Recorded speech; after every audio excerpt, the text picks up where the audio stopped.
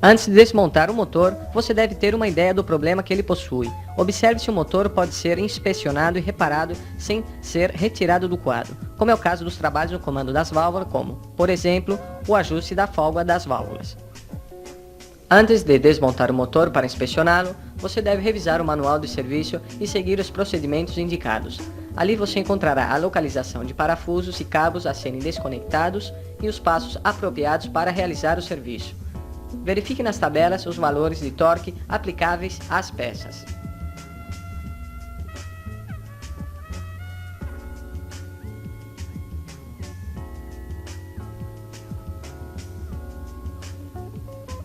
Para trabalhar no motor, comece retirando a carenagem, o selim, o tanque e outras partes da moto se for necessário.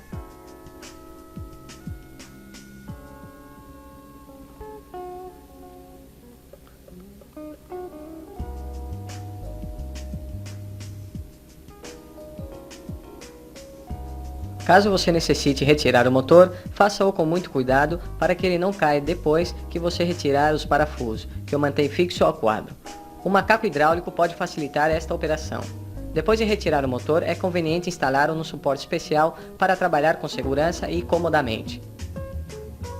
Ao desmontar o motor, é importante ordenar as peças retiradas para que não se extraviem e para facilitar o trabalho de reinstalação. Lembre-se, a ordem, o capricho e o uso das ferramentas corretas são elementos fundamentais para realizar um trabalho eficiente, seguro e de boa qualidade. Comece a desmontagem retirando a água do circuito de arrefecimento se a moto for desse tipo. Para facilitar a drenagem da água, retire o termostato e drene bem os componentes.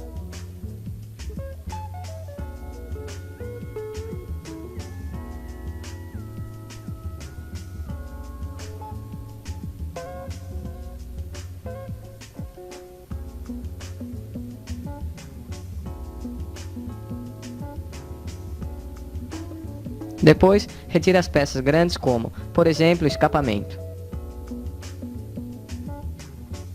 Logo após, retire a tampa de válvula se o motor é de 4 tempos. Nos motores de 2 tempos, o cabeçote do cilindro e o pistão. Depois disso, se comprovará visualmente a formação de carvão ou depósitos sólidos de fuligem. Se existem, começamos a remover os depósitos de carvão dos elementos. Caso você não necessite desmontar o pistão, coloque um pano para proteger o interior do motor e comece a retirar os depósitos de carvão e limpar com pincel. Retire os depósitos de carvão da cabeça do pistão com o raspador arredondado sem gume, cuidando para não riscar muito a superfície.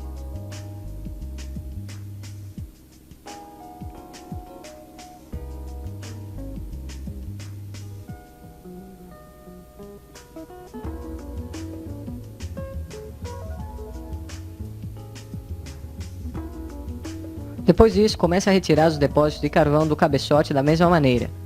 Verifique bem se você retirou todo o carvão, pois as pequenas partículas que ficam podem se soltar e afetar o motor. Retire os depósitos das janelas de carvão do cilindro. Também retire o carvão do escapamento.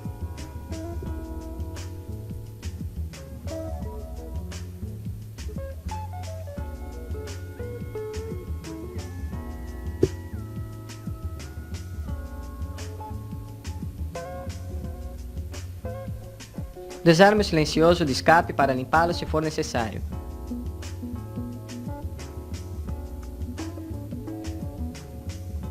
Faça esta limpeza com muito cuidado.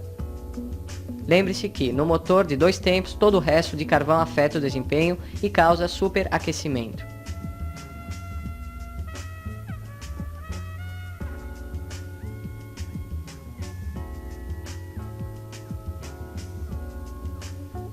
Neste sistema, os ressaltos atuam sobre estes rolamentos.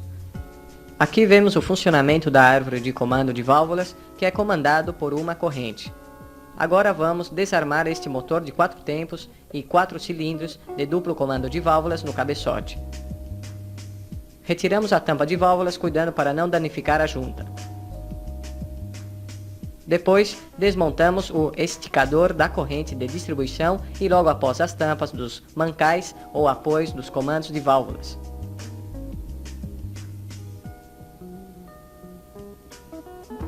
Não devemos misturar nem os parafusos nem as tampas. Para não misturá-los, identificamos a posição dos mesmos ao desmontá-los. As tampas geralmente possuem numeração de fábrica.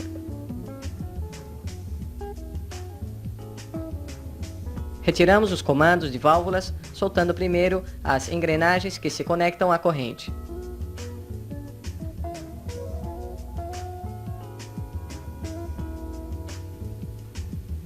Inspecionamos o eixo dos balancins.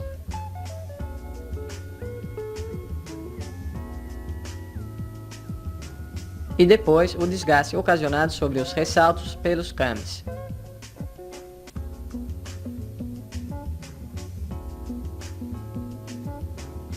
Retiramos o cabeçote respeitando a ordem de afrouxamento dos parafusos e guardando os mesmos ordenadamente para sua posterior montagem.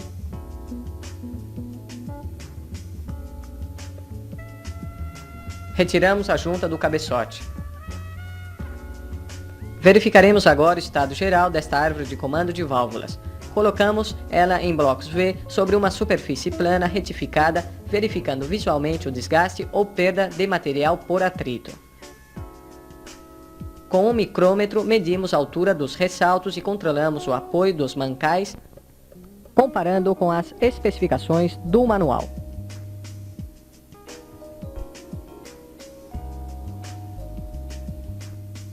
Com a ajuda de um relógio comparador, controlamos a excentricidade em vários lugares.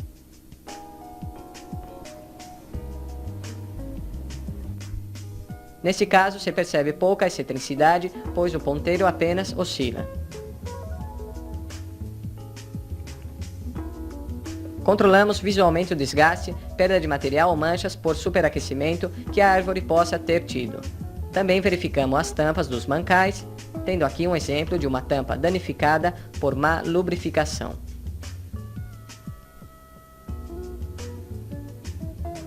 Esta outra árvore de comando de válvulas apresenta um sério desgaste produzido por superaquecimento ou má lubrificação. Portanto, deve ser substituída.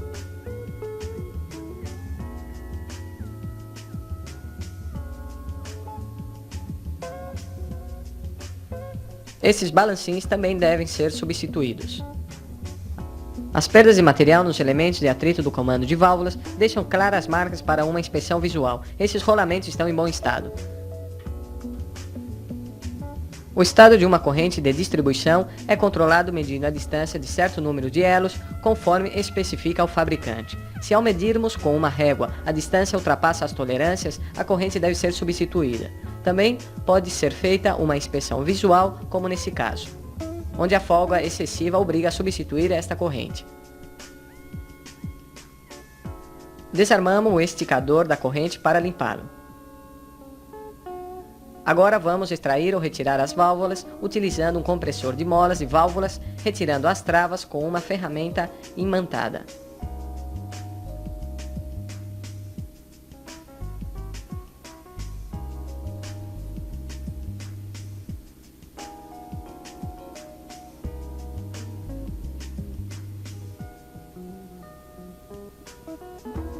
A posição e ordem das molas devem ser respeitadas na montagem do motor.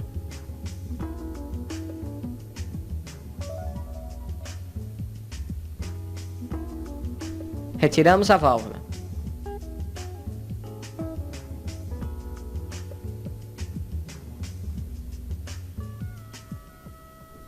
Aqui vemos as travas.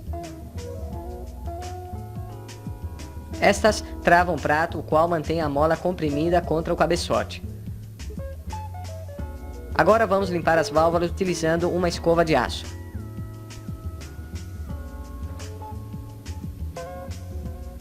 Controlamos visualmente as válvulas e medimos sua haste em diferentes pontos, comparando a leitura com os dados do manual.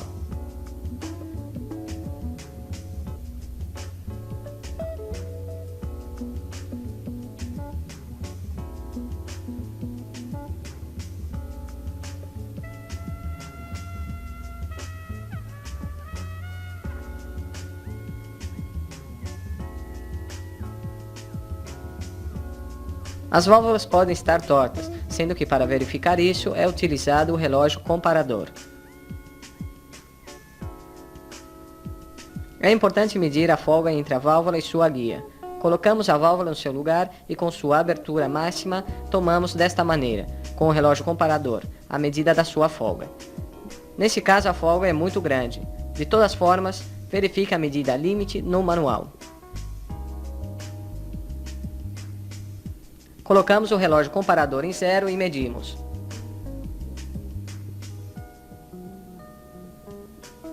Agora controlamos visualmente o estado das sedes das válvulas para ver se não estão queimadas ou deformadas.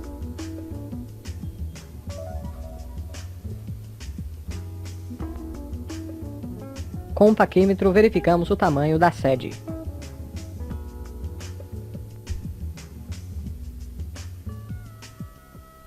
Se tudo isso está em bom estado, começamos a assentar as válvulas utilizando pasta de carborundum.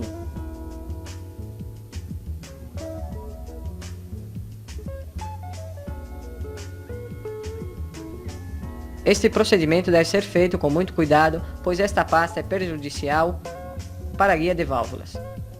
Ela não deve ser colocada em excesso.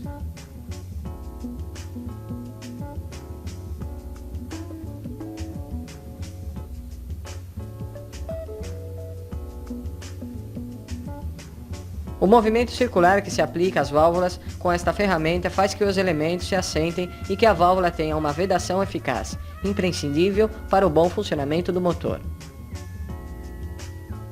A inspeção visual do resultado desse trabalho é muito importante.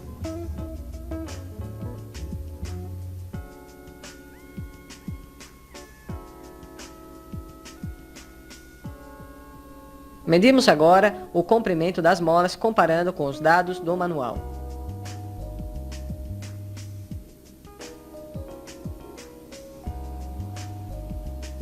Com um esquadro sobre uma bancada plana, verificamos se as molas não estão tortas. Nesse caso, podemos observar que está torta e por isso deve ser substituída.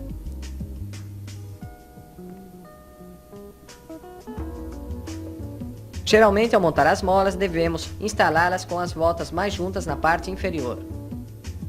Retiramos os restos de junta aderidos no cabeçote com o raspador com gume. Cuidamos para não riscar muito o cabeçote. Com um pano retiramos os restos de carvão e jateamos o cabeçote com ar comprimido, limpando bem os orifícios de lubrificação antes de medir a deformação do mesmo. Com uma régua reta metálica, um calibrador de lâminas e uma lanterna, desta maneira verificamos se o cabeçote se encontra plano. Nesse caso, a não passagem da lâmina indica que o cabeçote está em bom estado.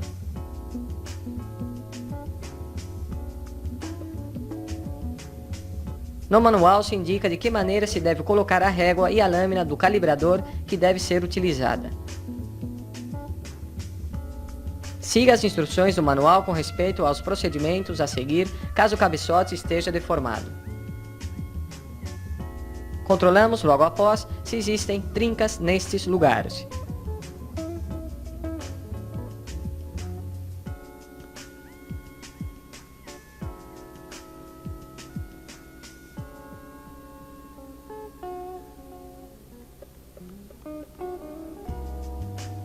Terminamos com a inspeção e manutenção, instalando as molas utilizando o compressor de molas para instalar as travas e deixar as válvulas no seu lugar.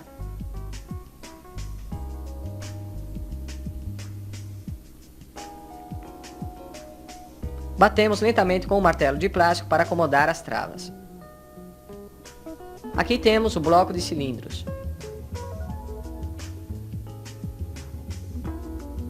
Aqui está o conjunto de pistões, anéis e bielas. No motor de 2 tempos, depois de retirar o cabeçote, podemos retirar o cilindro. Lembre-se de que esse motor não possui válvulas nem sistema de distribuição, mas sim janelas ou aberturas feitas no cilindro ou no pistão, como neste caso. Aqui vemos como se desmonta um cilindro de um motor de 4 tempos monocilíndrico.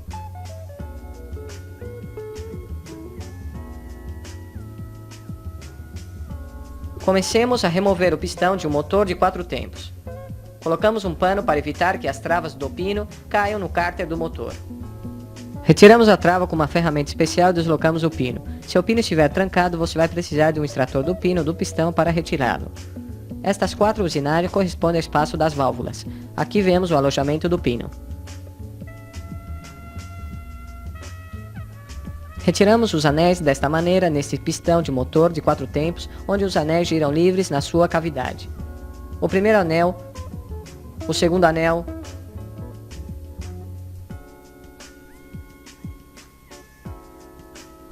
as lâminas e a mola que compõe o anel de óleo. Os anéis do motor de 2 tempos não giram livres, pois possuem um pino trava na cavidade do pistão, o que lhes impede passar suas pontas pela janela, evitando assim romper os anéis.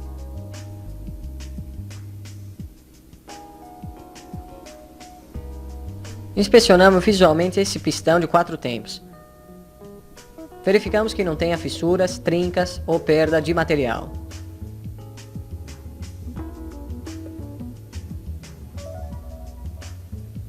Também verificamos se o alojamento das travas está em bom estado e na cabeça observamos se as válvulas não bateram na sua parte superior. Aqui mostramos a flecha que indica a posição do pistão para sua montagem.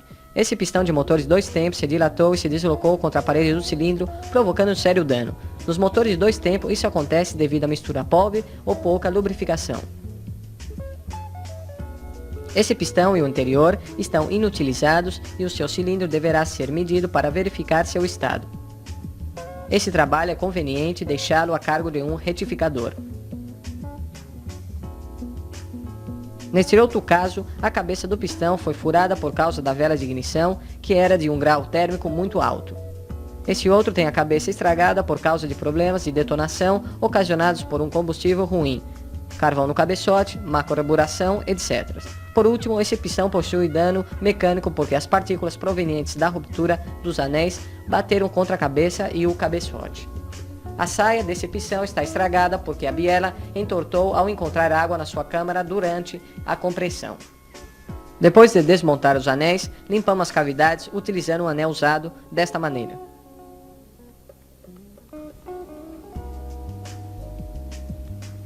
A verificação do pino do pistão consta de uma inspeção visual para ver se está azulado ou destemperado.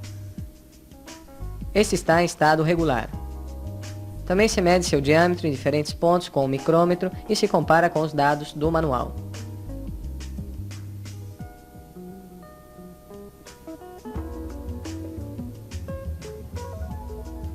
Agora vamos a medir a folga entre os extremos dos anéis. Esta medição se faz colocando o anel no ponto mais baixo, ou seja, no ponto morto inferior. Introduzimos o anel com a mão e o acertamos com o pistão.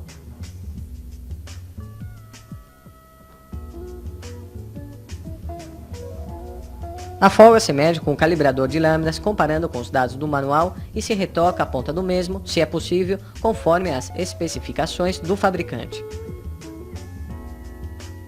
Para medir a folga entre o pistão e o cilindro, tomamos primeiro o diâmetro do pistão no ponto indicado pelo fabricante.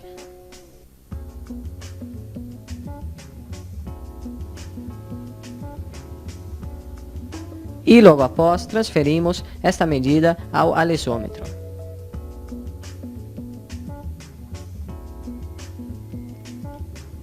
Zeramos o relógio.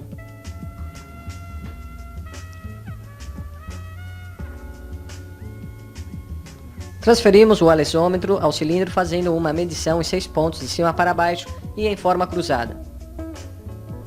Anote a folga entre os pontos comparando a ovalização e conicidade do cilindro como indica o manual. A comparação deve ser feita na medida de um ponto mínimo até de um ponto próximo.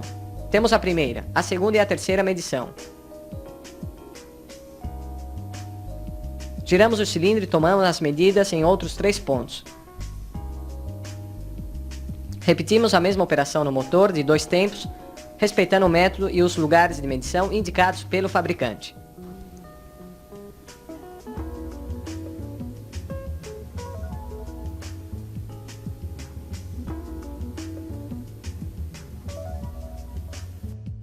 Inspeção do motor 2. Aqui podemos observar diferentes pistões para motores de 2 tempos.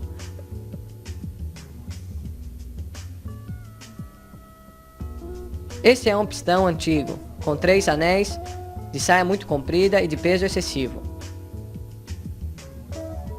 Aqui temos um pistão mais moderno, de saia mais curta, para que o pistão tenha um diâmetro maior e um curso menor, com somente 2 anéis e mais leve.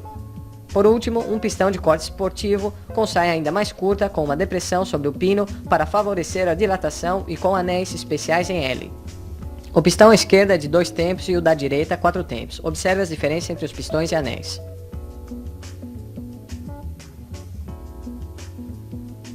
Agora começaremos a instalar os novos anéis num pistão de motor de 4 tempos. Aproveitamos para medir a folga entre o anel e a cavidade. Começamos pelo anel de óleo, armando a mola e as lâminas, respeitando a sua posição.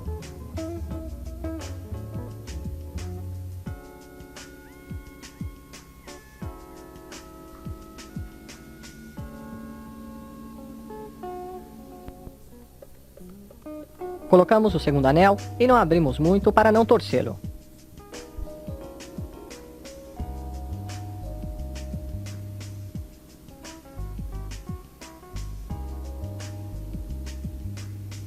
Por último, colocamos o primeiro anel.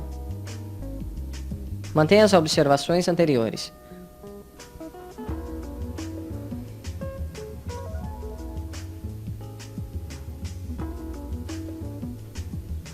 Comparamos as medições com os dados do manual.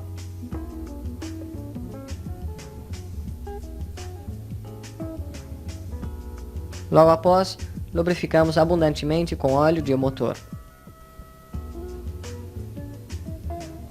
Depois, giramos as pontas dos anéis para que fiquem 120 graus uma da outra. Nesse motor de 4 cilindros, começamos a desmontar as partes necessárias para chegar ao virabrequim e fazer o serviço nele e nas bielas.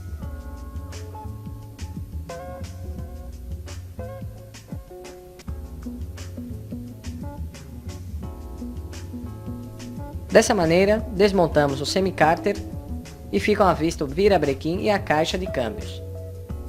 Nas motos com volante magnético, se deve usar um extrator para retirar o rotor quando desarmamos o motor. Jamais devemos bater o rotor. O serviço que se faz à válvula de palhetas consta de controlar se as palhetas estão gastas ou empenadas. Também devemos verificar o assento da lâmina e a altura dos batentes.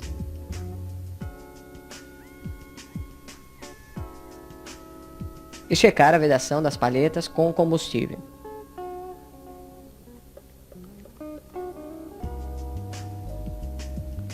Nesse motor monocilíndrico, comprovaremos a folga lateral da biela com o relógio comparador.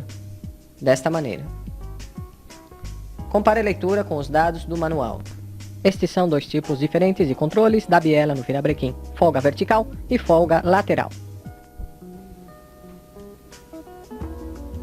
Com o virabrequim à vista, inspecionamos visualmente os metais.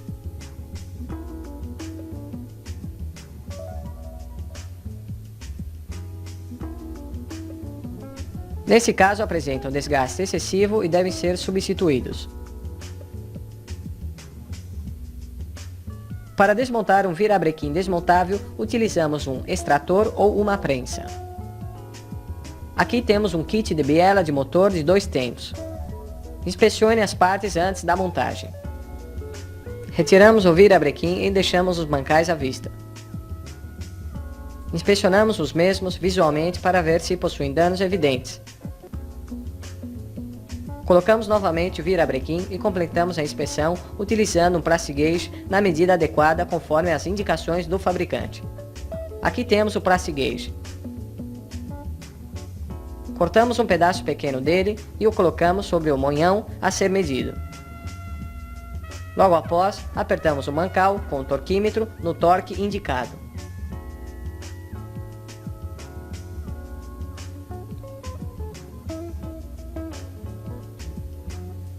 Retiramos o mancal.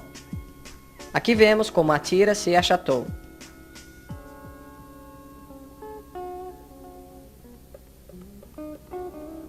Comparamos a tira achatada com a escala apropriada da embalagem. Repita a operação em todos os munhões. Compare a leitura do Plastic Gauge com o limite permitido pelo fabricante. Caso ultrapasse o limite, o virabrequim deverá ser retificado ou substituído e os metais deverão ser substituídos por novos ou com a medida da retífica.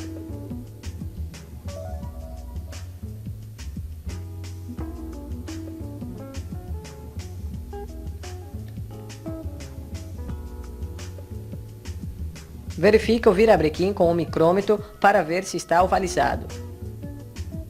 Marque bem a biela com seu mancal correspondente para sua posterior montagem. Os metais se retiram manualmente. Cada motor possui diferentes escalas de substituição de metais para o caso de que os mesmos devam ser trocados.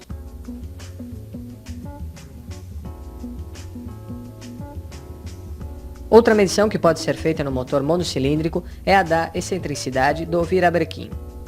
Isso pode ser feito com um relógio comparador, com virabrequim instalado ou fora do motor. Medimos o extremo do virabrequim e logo após o outro extremo da mesma maneira.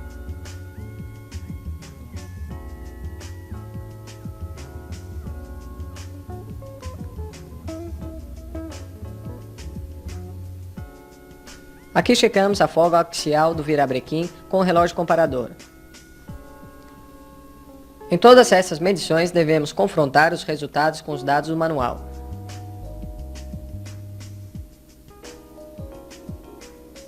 Também devemos inspecionar o cárter e os rolamentos do virabrequim para ver se não estão estragados, com resistência ou danificados. Verificamos visualmente se as arruelas de encosto da biela estão em bom estado. Com o calibrador de lâminas, novamente medimos a folga lateral de cada biela, como nesse motor de 4 tempos. Outra medição que pode ser necessária é a da largura do virabrequim. Verifique o manual para ver as diferentes medições na moto em questão. Agora verificaremos a excentricidade do virabrequim com o relógio comparador em vários pontos. Geralmente, se esta medida estiver fora dos limites, o virabrequim deve ser retificado. Nesse caso, está em bom estado. Agora vamos instalar o conjunto do pistão e anéis no motor monocilíndrico. Com o pistão lubrificado previamente, colocamos os anéis com suas aberturas a 120 graus uma da outra. Colocamos o pistão dentro do compressor de anéis, evitando que girem.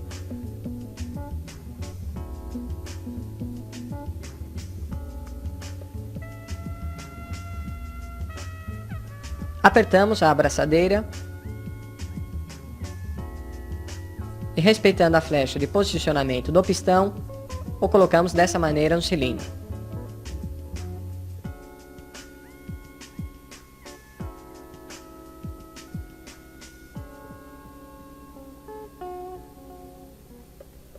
Comprovamos logo após que o pistão se desloca livremente com certo atrito, porém ele não se tranca.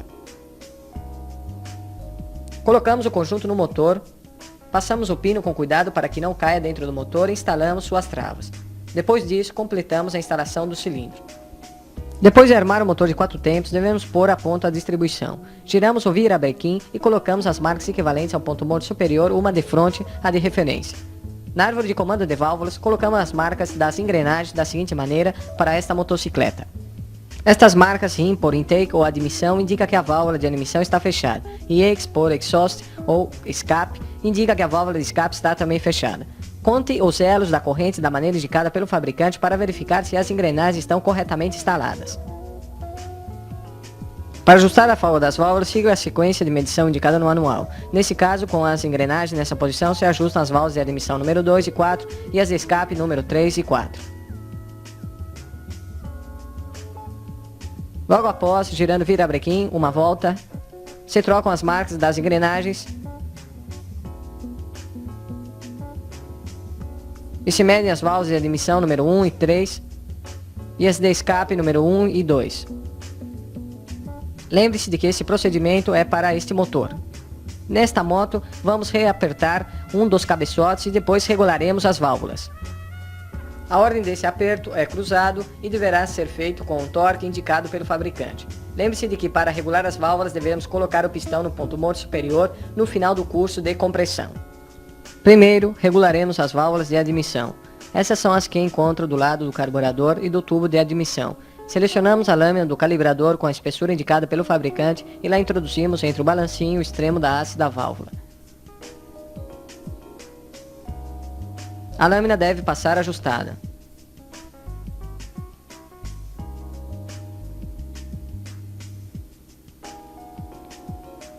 Para regular, já atuamos sobre o parafuso, afrouxando previamente a contraporca, a qual devemos apertar quando a passagem da lâmina seja a adequada.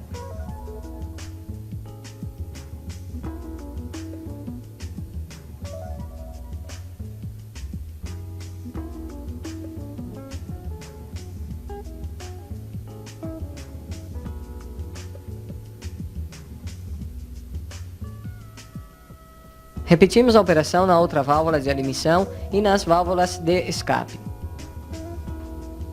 O procedimento será feito com motor frio ou quente conforme indica o fabricante. Para finalizar, colocamos a tampa de válvulas.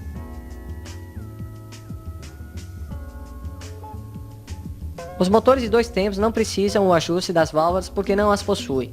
Embora nos motores de 2 tempos, equipados com válvulas rotativas de admissão, se deve fazer coincidir o ponto da válvula com uma marca.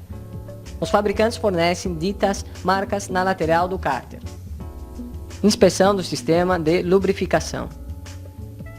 A verificação do sistema de lubrificação é muito importante. O nível de óleo deve ser checado periodicamente.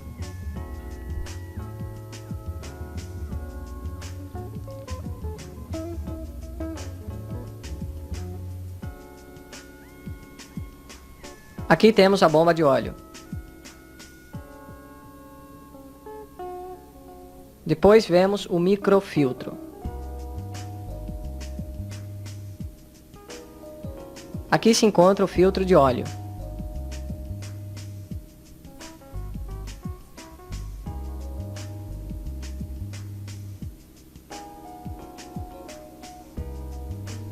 A corrente, ao girar o motor, se encarrega de fazer subir o óleo para lubrificar os elementos da árvore de comando de válvulas. Também em outros motores, a pressão do óleo exercida pela bomba é elevada por uma série de condutos para diferentes partes. Retiramos agora a bomba de óleo desse motor, a qual inspecionaremos.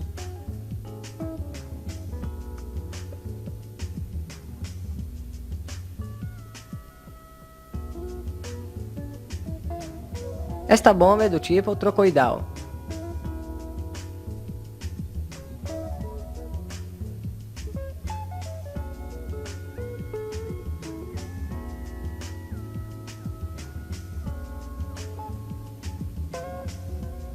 Controlamos sua folga interna como indica o manual, com um calibrador de lâminas em diferentes pontos da bomba.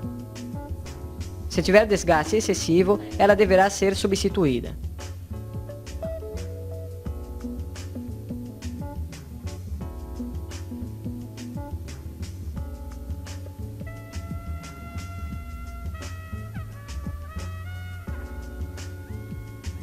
Inspecionamos a bomba visualmente para ver se ela possui algum dano ou desgaste.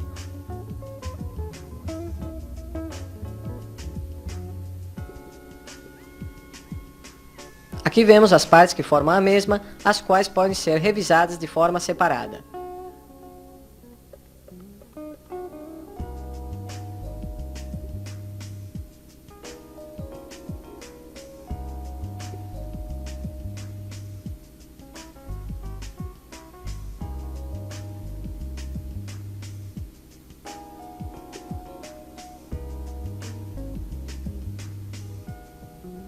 Alguns motores de 2 tempos possuem um sistema de lubrificação independente do combustível, o qual tem um tanque, uma bomba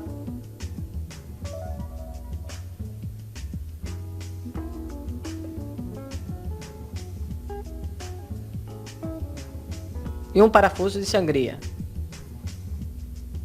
A bomba impulsa pequenas doses de óleo e este óleo se mistura dentro do carburador com a mistura ar-combustível já preparada.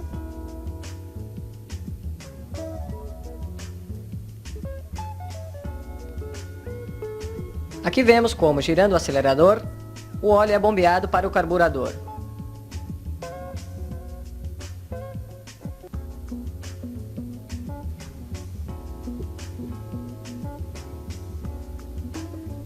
O serviço mais comum que é feito é a sangria do sistema, pois o tanque pode enviar ar à bomba. O nível do óleo no tanque também deve ser verificado.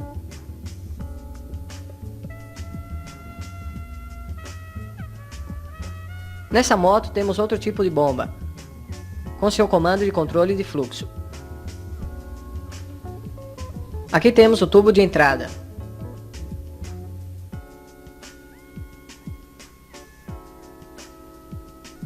E o tubo de saída.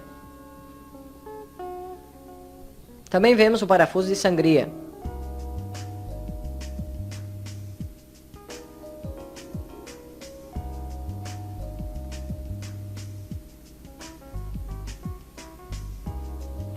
O comando de controle de fluxo tem marcas para sua regulagem, as quais devem ser ajustadas para que coincidam. Isto se faz atuando no ajustador do cabo.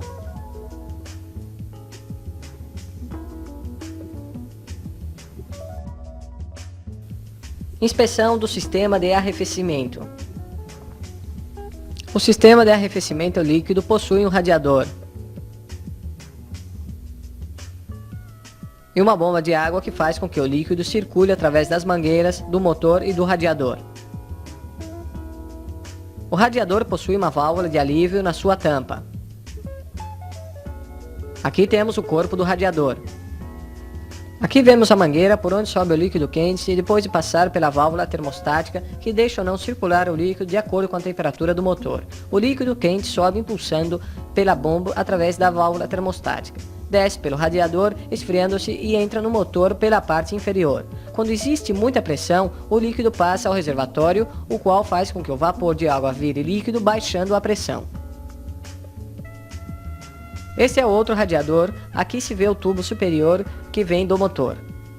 O tubo inferior que vai para a bomba de água, nesse caso desarmada, e vemos o rotor da bomba, o qual gira com o motor. Logo após, vemos o tubo que leva a água fria para dentro do motor.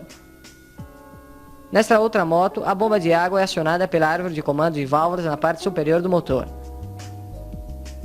Esta é mais fácil de trocar. Aqui vemos a conexão entre a bomba e a árvore de comando de válvula. Este é o corpo de uma bomba de água. Esta é sua tampa, a junta e os parafusos. Esta bomba é maior e o rotor está feito com material cadmiado. Controlamos a folga-jogo dos rolamentos do eixo. Se a folga for excessiva, a bomba deverá ser reparada ou trocada. Este é um orifício de drenagem que atua caso o retentor ou selo da bomba esteja defeituoso.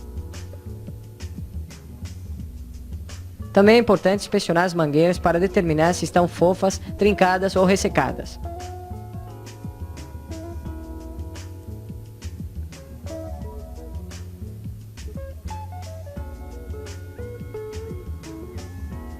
Verificamos a válvula da tampa do radiador. A mola e a borracha devem estar em bom estado.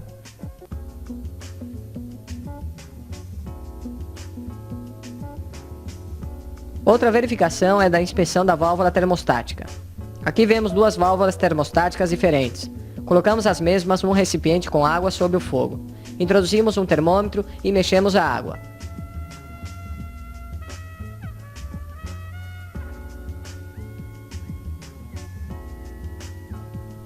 A válvula termostática deve começar a abrir-se na temperatura especificada pelo fabricante. Para isso, controlamos o termômetro para ver se ela se abre ao chegar à temperatura indicada. Logo após, verificamos se ela atinge sua abertura máxima, a temperatura também indicada no manual. Vemos que uma válvula termostática se abriu e que a outra em mau estado continua fechada.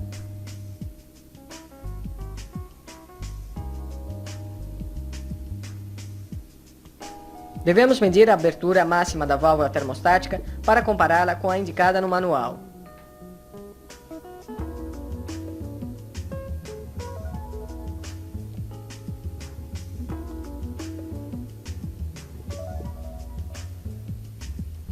A seguir faremos o serviço no radiador. Verificamos se a colmeia não está obstruída.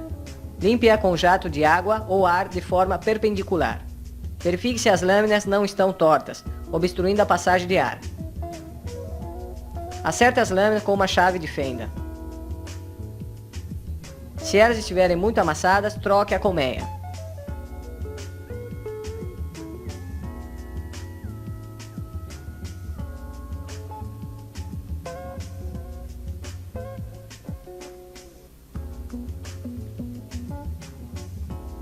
Na transmissão e na embreagem.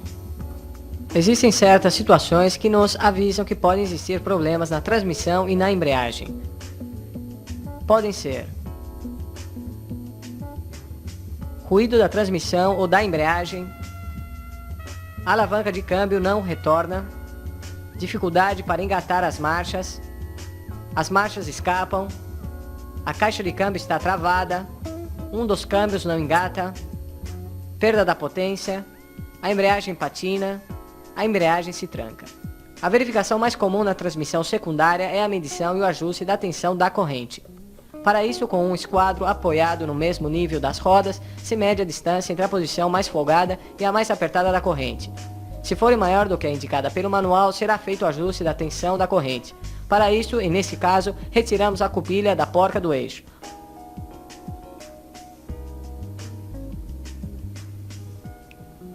Logo após, soltamos a porca do eixo.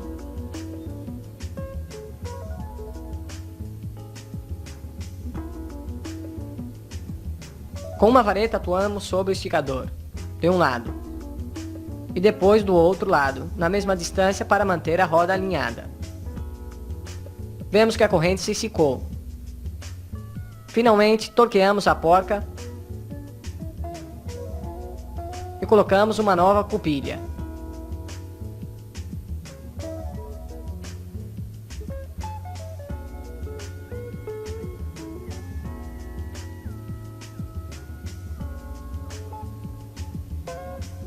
Também devemos lubrificar a corrente de transmissão elo por elo.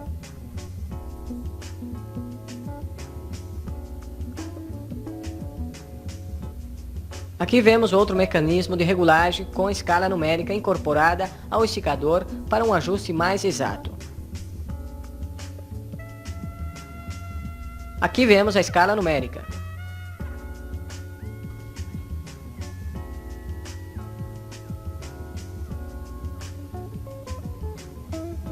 Este é outro sistema no qual o eixo se encontra montado sobre uma excêntrica, a qual varia de forma paralela à distância do eixo.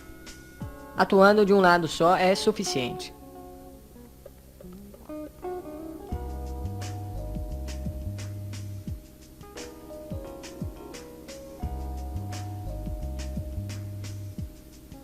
Vejamos agora se o desgaste da corrente se encontra dentro dos limites aceitáveis. Colocamos um determinado peso na parte inferior da corrente. Depois disso, marcamos e contamos o número de elos indicados pelo fabricante.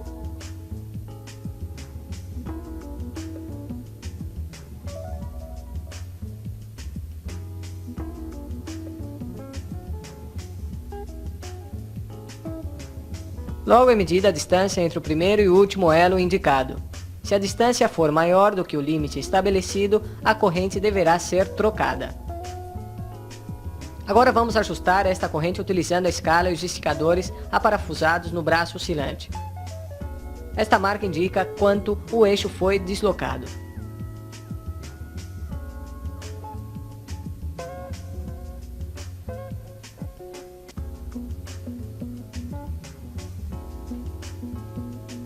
Garantimos o alinhamento da roda medindo com um paquímetro o comprimento do parafuso de um lado do eixo e depois do outro lado. Apertamos a porca do eixo com um torquímetro. Depois disso, lubrificamos a corrente. Agora começaremos a desmontar a transmissão.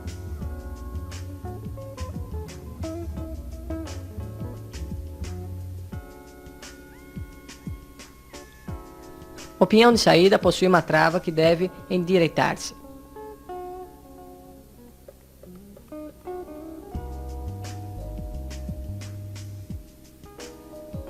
A corrente possui um elo desmontável para sua abertura.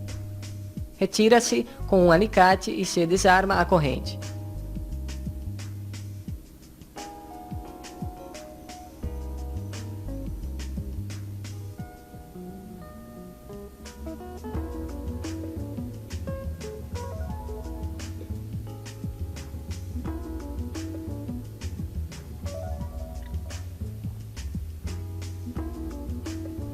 Aqui vemos as peças do elo desmontado. Checamos os dentes do pinhão.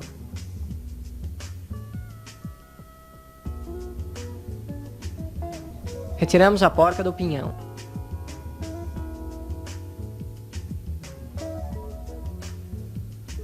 E retiramos o pinhão de saída. A coroa deve ser substituída se estiver defeituosa.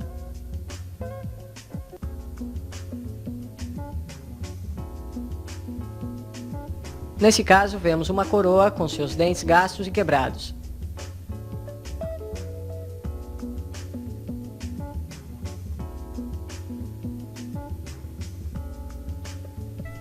Esse pinhão de saída também está com os dentes gastos.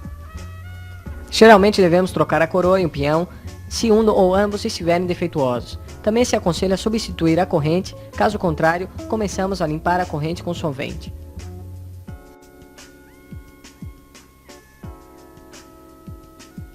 Para instalar a corrente, afrouxamos o eixo traseiro. Reinstalamos o pinhão. Colocamos a trava.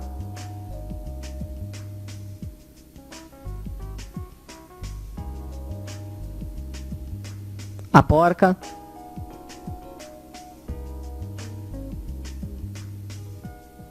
Apertamos esta última.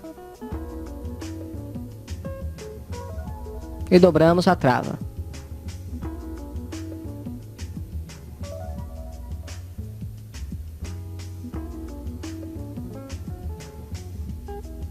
Instalamos a corrente.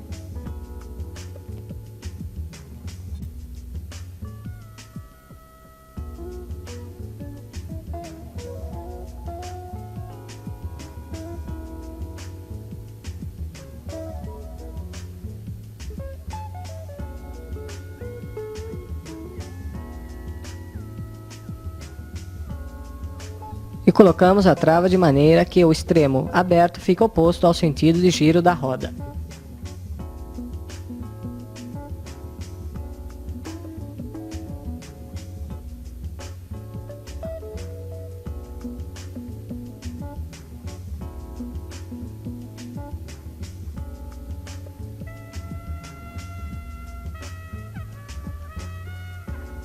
Damos tensão à corrente observando o esticador.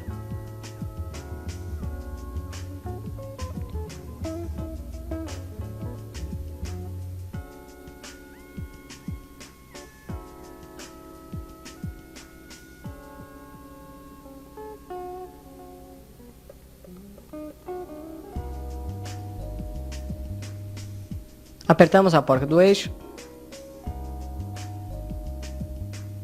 e damos-lhe o torque correto. Depois disso, trocaremos o óleo do alojamento, do pinhão e da coroa. Coloque o recipiente debaixo do bujão ou parafuso.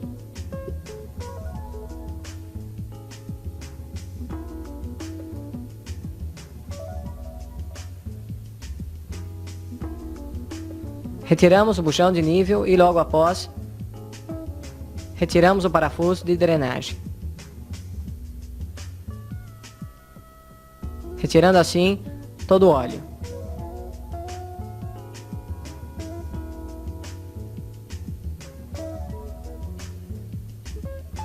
Revisamos a arruela do parafuso. Se ela estiver em mau estado, deverá ser substituída. Fechamos o orifício de drenagem.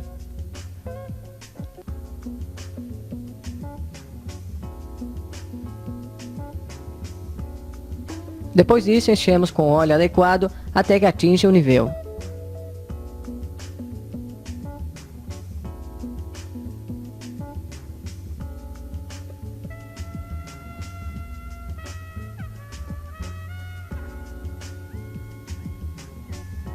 Apertamos o bujão de nível.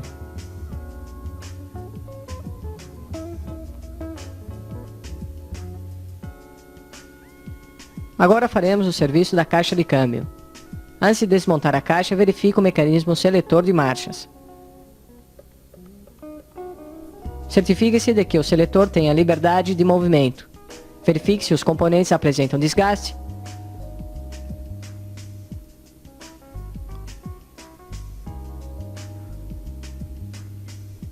Acione manualmente o seletor, a caixa e verifique se as molas retornam adequadamente. Certifique-se de que os demais componentes atuem corretamente.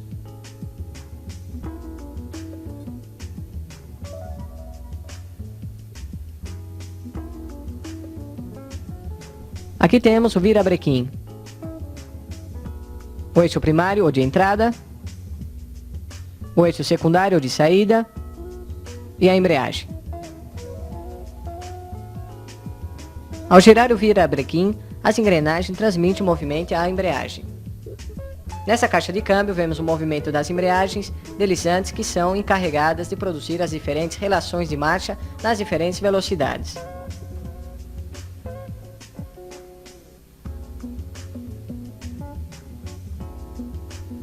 O movimento giratório desse trambulador atuado pela alavanca de câmbio se transmite a estes garfos, os quais atuam sobre as engrenagens deslizantes. Esse garfo possui um pino que se aloja nas cavidades do trambulador. Quando o trambulador gira, move os garfos lateralmente.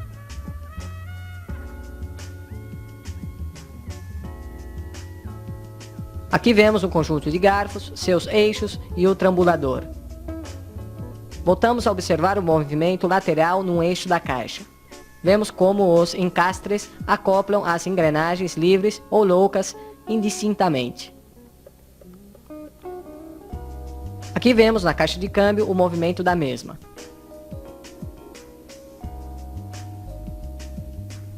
Ao mover a alavanca, os garfos se deslocam atuando sobre as engrenagens deslizantes para que se encastrem nas engrenagens livres.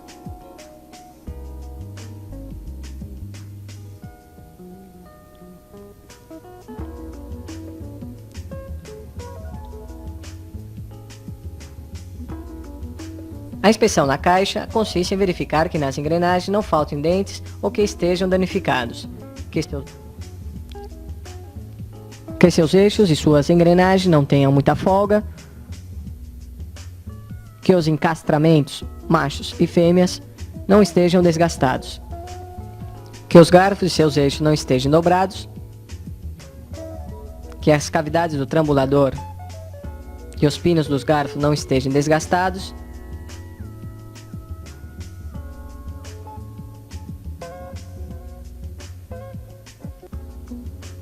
que encastre sem muita folga no trambulador.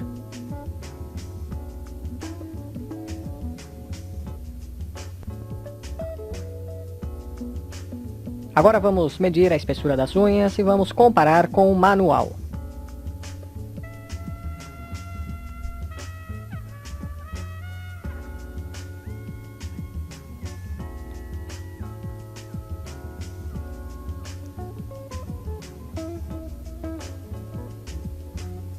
Medimos agora também a folga entre os dentes de cada conjunto de engrenagens com o relógio comparador, da seguinte maneira. Comparamos a leitura obtida com os dados do manual.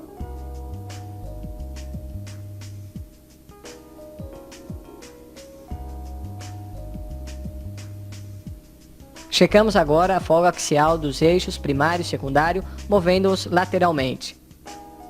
Também podemos verificar a folga com o relógio comparador. Medimos também a folga dos rolamentos da caixa da seguinte maneira. Para inspecionar o mecanismo da patada de arranque, verifiquemos se a alavanca retorna livremente, se todo o mecanismo gira suavemente, se os dentes não estão desgastados ou estragados, se o eixo não está torto e se as molas não estão vencidas. Aqui vemos o acoplamento com virabrequim.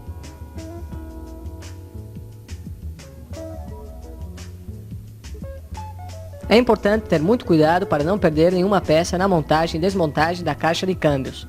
Um serviço incorreto pode terminar destruindo a caixa de câmbio. Siga sempre as instruções do manual. Aqui temos um sistema de transmissão por polia variável.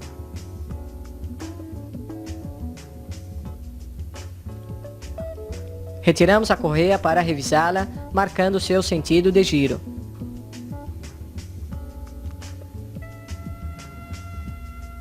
Checamos manualmente se as polias se deslocam suave e livremente e se retornam facilmente. Também verificamos se elas estão limpas e sem dano evidente.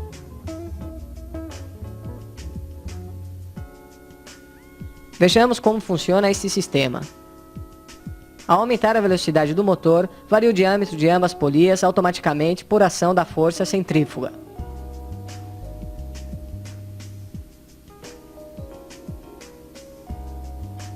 Checamos o óleo da caixa redutora, caso a moto vier equipada com ela.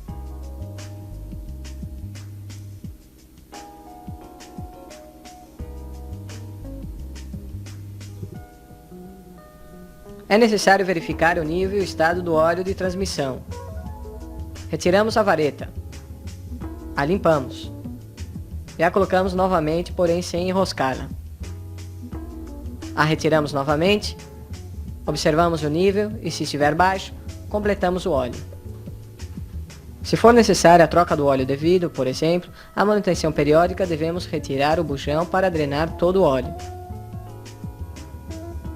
Depois disso, temos que encher com o óleo adequado na quantidade indicada pelo fabricante.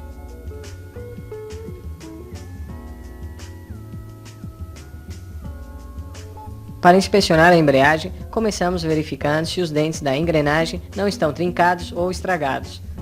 Medimos também a folga entre os dentes destas engrenagens.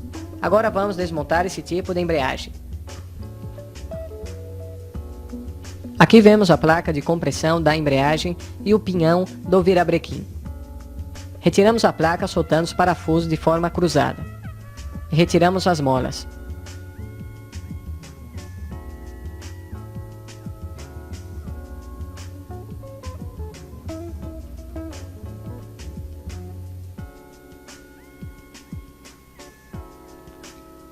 Previamente marcamos, caso não existam marcas, a posição dos discos. Retiramos o conjunto de discos junto com a vareta da embreagem. Retiramos os discos.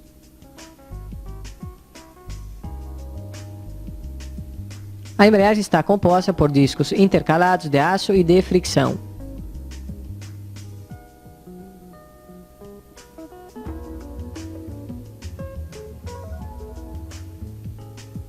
Medimos a espessura dos discos de aço e também a dos discos de frição. Geralmente, os de aços podem apresentar riscos e queimaduras que obrigarão a sua troca.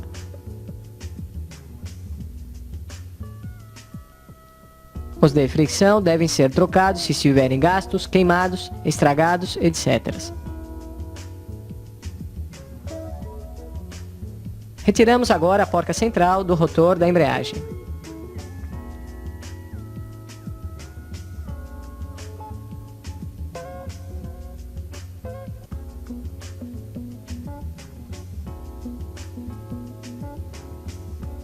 Ao retirar o rotor, deixamos à mostra a carcaça, a qual sai facilmente junto com seus rolamentos.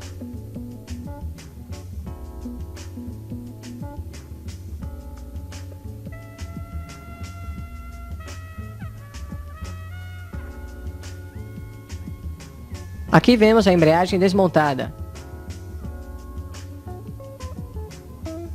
Verificamos que a carcaça não apresenta desgaste nas bordas ou rupturas. Inspecionamos a placa de compressão. O rotor nas suas partes de atrito e seus rolamentos. Na montagem devemos colocar as arruelas de encosto na sua posição exata.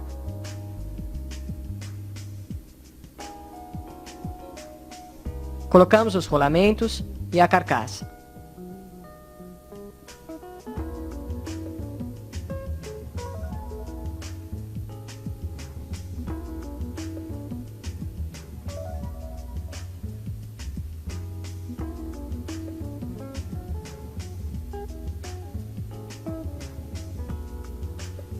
Colocamos a arruela de encosto ou espaçadora.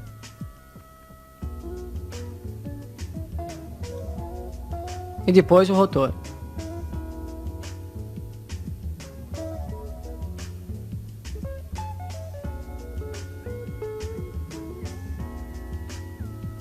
Depois a arruela trava e a porca.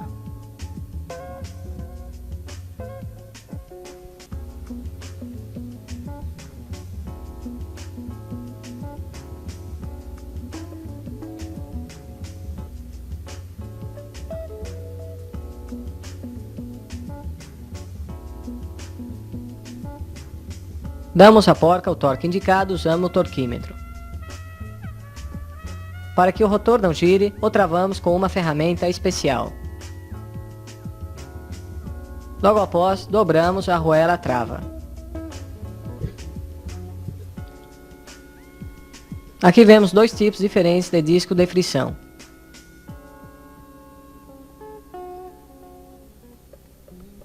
Caso seja necessária a instalação de discos novos, os mesmos devem ser colocados num banho de óleo e deixados assim umas horas.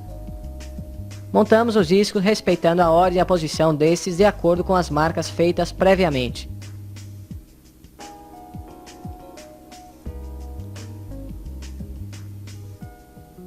Alinhamos a marca do cubo com a marca da placa de compressão.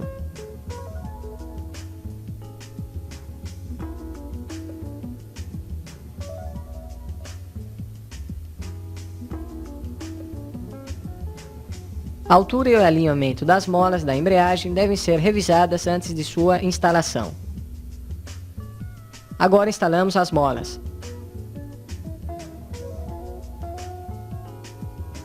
Apertamos os parafusos de forma cruzada.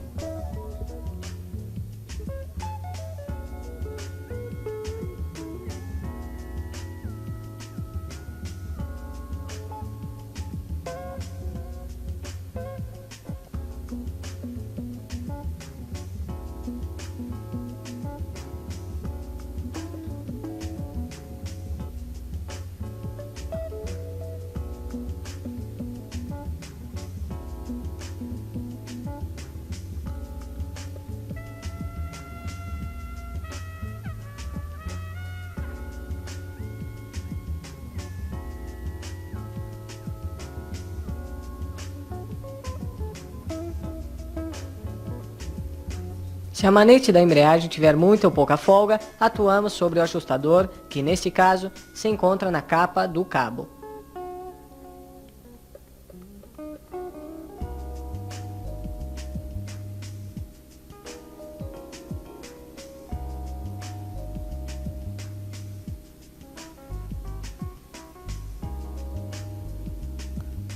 Manualmente comprovamos se seu acionamento é satisfatório. Esse é outro tipo de ajustador de embreagem que atua sobre a manete diretamente.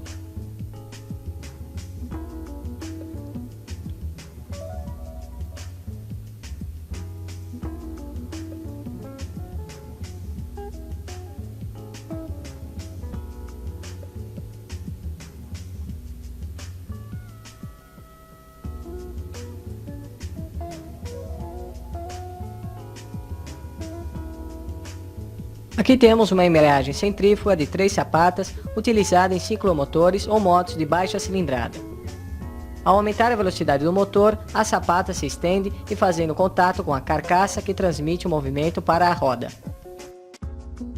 Motor EX650 da Kawasaki Ninja 650. Descrição do trem alternativo, diagnóstico de falha e solução da falha. Aqui o que estamos vendo é um motor de uma motocicleta EX650 Kawasaki Ninja 650.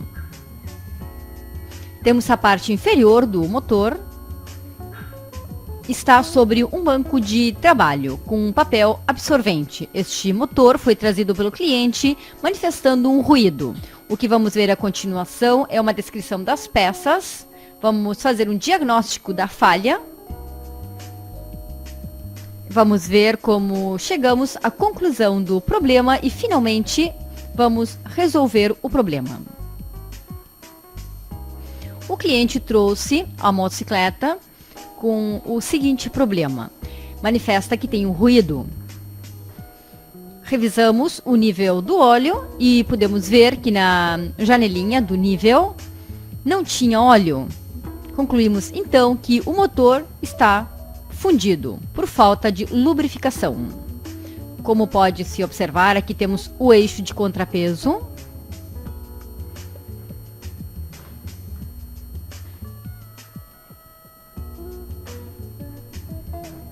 está conectado diretamente ao eixo de contrapeso por meio de duas engrenagens. Temos também o virabrequim.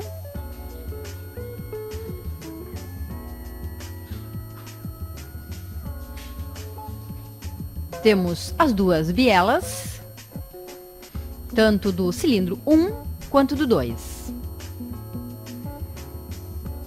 Neste caso temos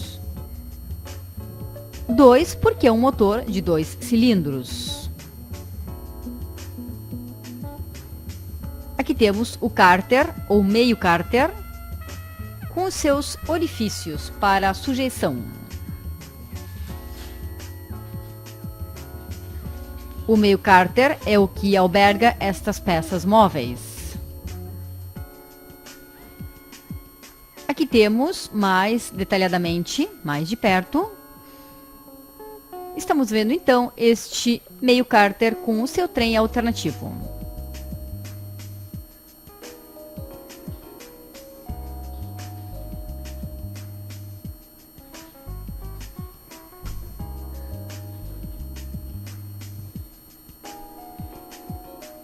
Esta é a outra parte do meio cárter ou do cárter. É a outra metade do cárter. Aqui estaria a caixa de câmbios, o virabrequim e o eixo de contrapeso, com os seus correspondentes mancais. 3 para os virabrequins e 2 para o eixo de contrapeso.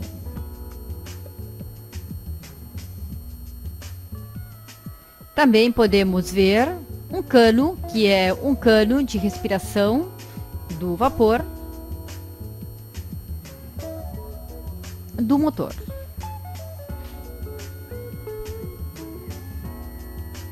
Aqui vemos mais detalhadamente os mancais, o virabrequim, esta com o orifício de entrada do óleo. E aqui estamos vendo, então, os mancais do eixo de contrapeso.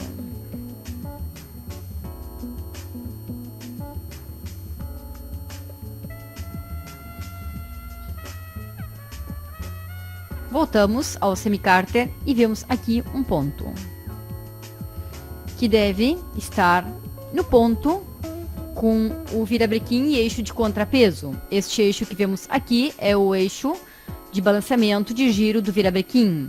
Se colocássemos mal o ponto, ou seja, se não colocássemos as duas marcas alinhadas, teríamos uma vibração na motocicleta e o motor poderia se romper pelo desbalanceamento do giro. Aqui estamos vendo o eixo de balancins. E ao desmontar o motor, detectamos que este mecanismo não apresentava problemas. Visualmente, estava bem. E o medimos com um instrumental e não apresentava maior desgaste quando comparamos com as medidas indicadas no manual. O que podemos observar nesta peça é que as bielas tinham muito desgaste, que o podemos observar. Observem. Neste caso, esta biela está travada com o virabrequim. Está travada por falta de lubrificação. Se grudou, comumente falando. E a outra, por falta de lubrificação, o que fez foi girar e se desgastou mais que a biela. Numa biela, a falta de lubrificação a deixou travada e na outra a deixou com muita folga. Podemos ver o efeito da falta de lubrificação e vemos dois.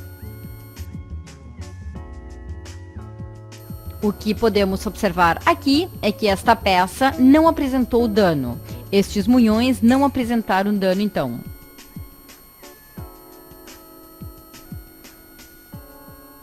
Aqui podemos observar os munhões, que, como já falamos, não apresentaram nenhum dano.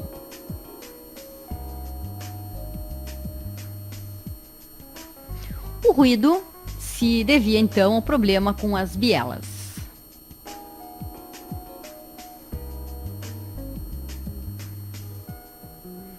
O que concluímos, então, é que o problema afetou as bielas. Uma ficou travada e a outra ficou com muita folga.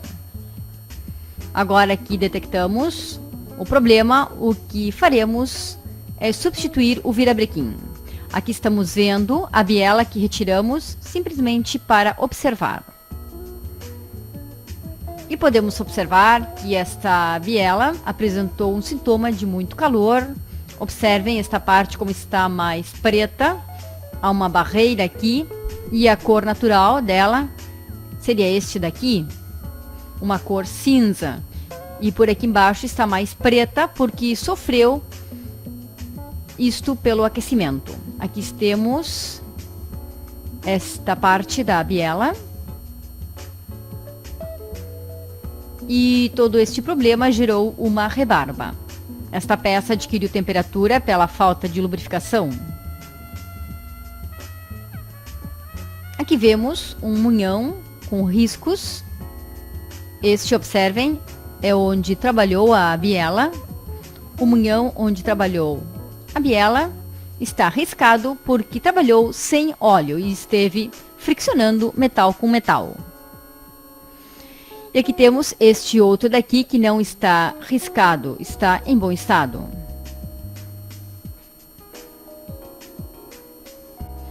Algumas últimas considerações quando substituímos a peça ou quando manda-se reparar. Neste caso, temos a amostra da peça, o munhão, como anteriormente se mostrou, como está danificado. A peça, os metais e a biela estão danificados. Neste caso, Kawasaki recomenda que quando a peça está danificada desta maneira, substituir o virabrequim, não retificar. Esta é a recomendação do fabricante. Kawasaki não costuma reparar este tipo de peças quando sofrem este tipo de danos. Neste caso, o munhão precisamente. Já não haveria necessidade de medir, porque é visível. Esta peça podemos observar que está danificada. Neste caso, então, como já falamos, não se repara, senão que se substitui.